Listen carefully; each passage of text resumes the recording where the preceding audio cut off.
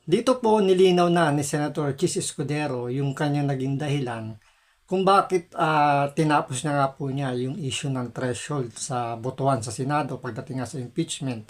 Yung 16 na boto ang kailangan makuha para nga po ma-convict si Vice President Sara Duterte. Dahil nga 'di ba bago magsimula yung impeachment, dahil nga sa nangyaring gulo sa Senado, nabawasan ng mga senador gawa ng may nakakulong, may nagtatago. Marami yung nagsasabi na yung hindi na raw applicable yung 16 na boto at naglabas pa sila ng mga jurisprudence na sinasabi nga na hindi na ika-counted yung mga hindi na makakaboto kahit na sila ay present. Nandito pero dahil sila nakakulong, tatago, dapat daw ibawas sila dun sa bilangan. Kaya yung 16 na boto, dapat din daw ibaba yung conviction para nga daw maging fair daw yung magiging hatol sa impeachment.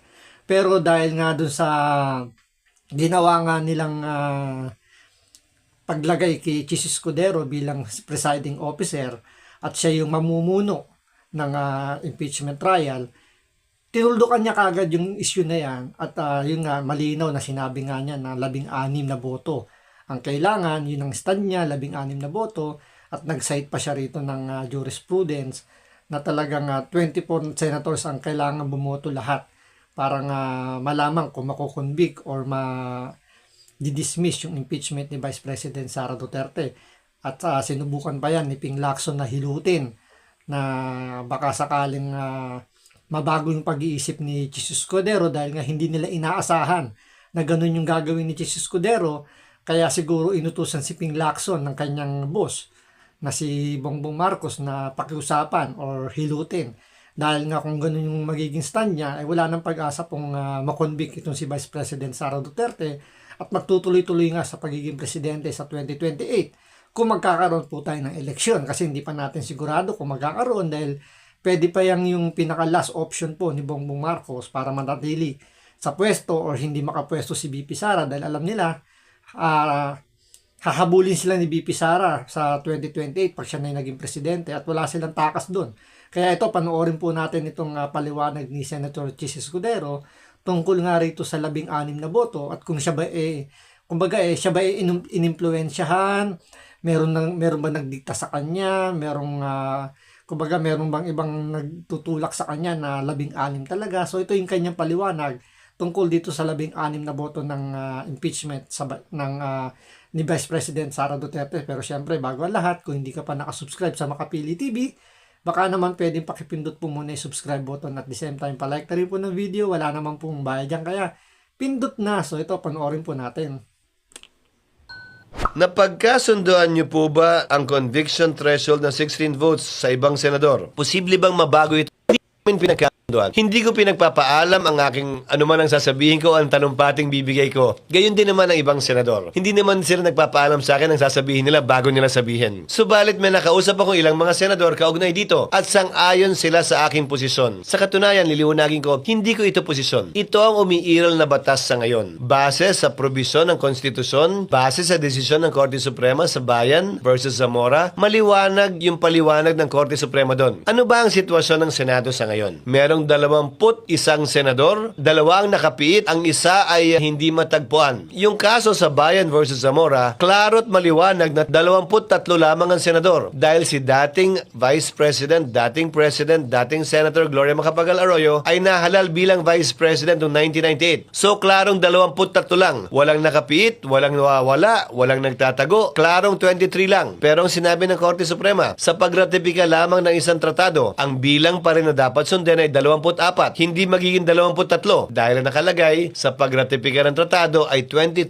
senators. Lalo pa siguro kaya kung impeachment ang pag-uusapan, na karapatan ng isang tao ang pinag-uusapan, hindi lamang karapatan ng isang tao, mandatong binigay sa kanya ng milyon nating mga kababayan. Mas dapat siguro na maging stricto tayo tulad ng sa pagratipika sa mga tratado. Gaya ng sinabi ko, ito ang kasalukuyang batas na umiral. Naalala ko yung aking professor sa constitutional law, the late former Professor Perfecto Fernandez. Sabi niya sa amin, when the trial court makes a mistake, it is appealable to the Court of Appeals. When the Court of Appeals makes a mistake, it is appealable to the Supreme Court. If the Supreme Court makes a mistake, it becomes part of the law of the land. Ito ang umiiral pong desisyon ng Korte Suprema, sang-ayon man po tayo o hindi. Kaya nga sinabi ko, kung sino man ang hindi sang-ayon sa posisyong ito, hindi lamang ng presiding officer, pati na rin ng impeachment court. Dahil wala namang umapila o naghahanap ng rekonsiderasyon sa aking pasya at sinabi, may pagkakataon silang iakyat ito sa Korte Suprema dahil justiciable controversy na ito. Depende siyempre sa pagpapasa ng Korte Suprema din,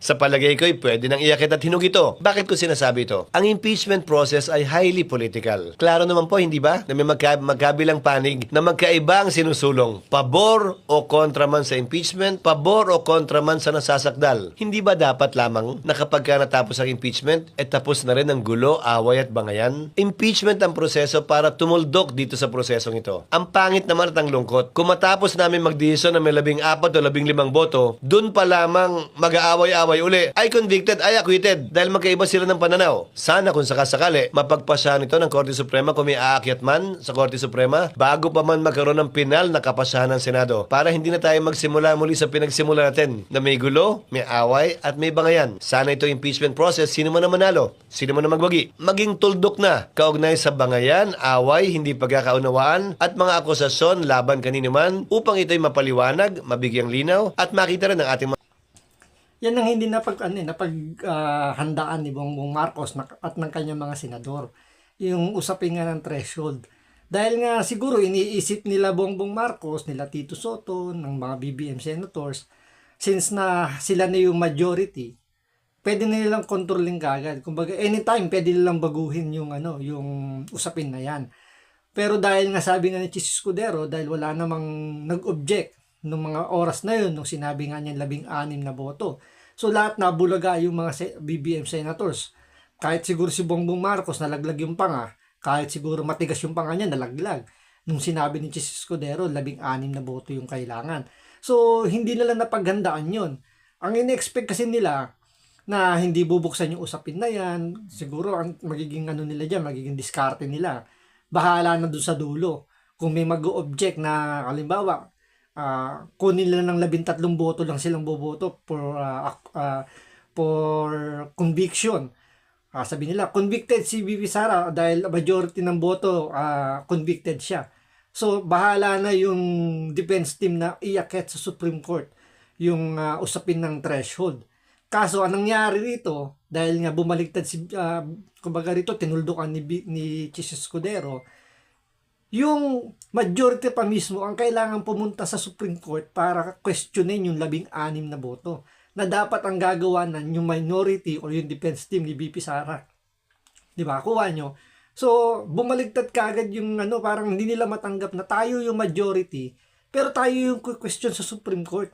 Kasi talagang mangyayari rito kung hindi mapagkakasunduan, which is yun talaga yung magiging legal way dito. Kung hindi mapagkakasunduan, iakit to sa Supreme Court at Supreme Court po yung re-resolve.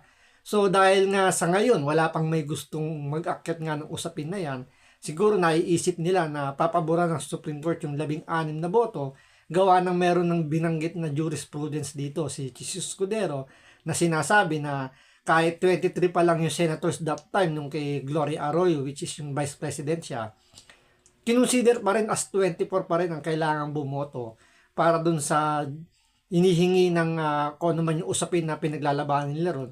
So kasama pa rin po si Gloria Arroyo doon sa bilang na sinasabi na 16. So klaro na po, malinaw na po, si Chis Escudero ay hindi po nadiktahan ng BBM senators, although nasa majority siya ngayon.